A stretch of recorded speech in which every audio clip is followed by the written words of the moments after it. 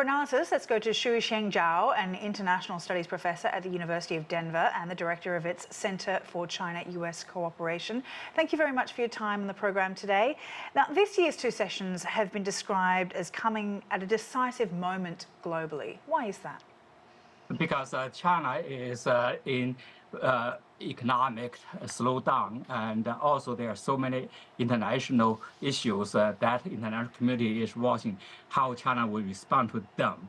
And so at this very crucial moment, China has these historical two sessions. So the world will see how China will set up its next year's and this year's GDP growth target, and how China would respond to those international challenges, and also for the government report and China's military expenses, what that increase all stay on the same.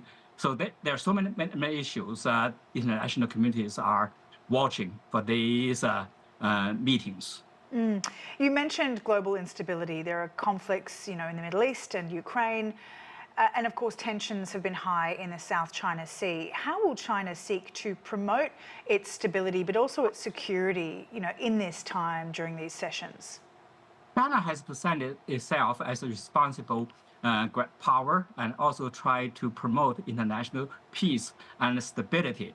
On the Middle East conflicts, I have not seen China played a very active role yet. And in Europe, Ukraine war, China has sent its envoy to several countries recently, and also China proposed some mediation points.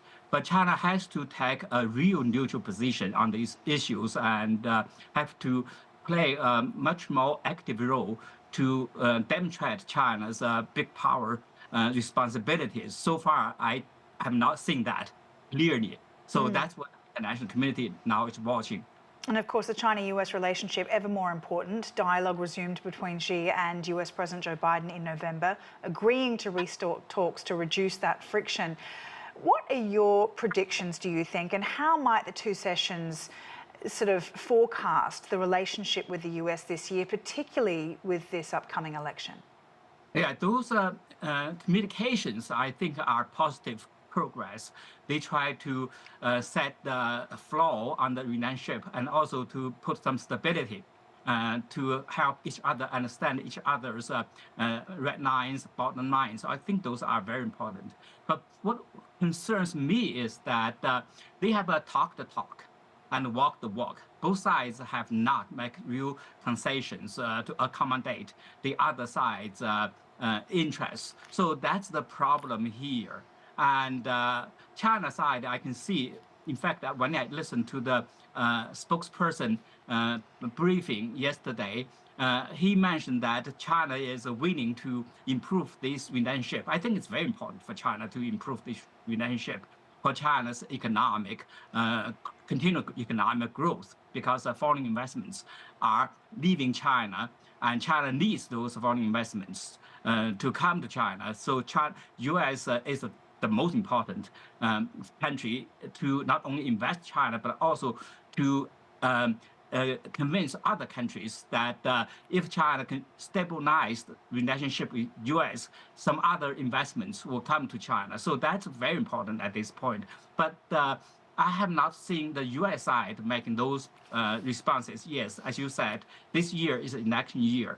Although China is not the top election issue, even not a top foreign policy issue, because Russia in Europe and Middle East, all those border issues are more important. But the U.S. election has put a very uncertain factor on this relationship. But for China side, I can see China has been anxious and willing to improve that relationship. So we'll have to see if this will become a policy after these meetings, sessions. Okay. Suisheng Zhao, really appreciate your time.